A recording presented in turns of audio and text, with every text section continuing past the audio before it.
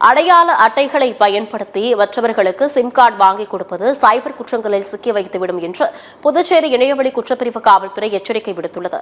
புதுச்சேரியில் கடந்த சில ஆண்டுகளாக சைபர் குற்றங்கள் அதிகரித்து வருகின்றன. குறிப்பாக பண மோசடி போன்ற பல்வேறு சம்பவங்கள் தொடர்பான புகார்கள் இருந்து வருகின்றன.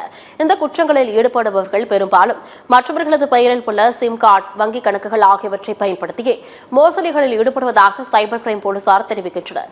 போதுமான விழிப்புணர்வு இல்லாத காரணத்தால் மோசடி நபர்களுக்கு உதவும் நபர்களும் பிரச்சனையில் சிக்குகின்றனர். இதுகுறித்து புதுச்சேரி இணையவழி குற்றப்பிரிவு போலீசார் விழிப்புணர்வு ஏற்படுத்தி வருகின்றனர். ஆதார் உள்ளிட்ட அடையாள அட்டைகளை பயன்படுத்தி மற்றவர்களுக்கு உதவுவது சைபர் குற்றங்களில் சிக்க வைத்துவிடும் என்று எச்சரிக்கை விடுக்கப்பட்டுள்ளது.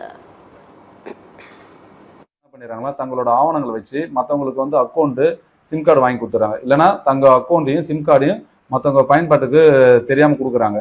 அது இல்லாம சில இளைஞருக்கு 500க்கும் 1000க்கும் ஆசைப்பட்டு சிம் கார்டு அக்கௌண்ட் மற்றவங்க வாங்கி கொடுக்குறாங்க. அதை சைபர் குற்றவாளிகள் தவறுதலாக அதை பயன்படுத்திட்டு, அப்படி தவறுதலாக பயன்படுத்துறதுனால அதுல வர ஆதாரங்கள் ஃபுல்லா வாங்கி கொடுத்த பேர் இருக்கிறதுனால அப்பாவி பொதுமக்களும் இளைஞர்களும் சைபர் குற்றத்துல குற்றவாளியை சேர்க்கப்படுறாங்க.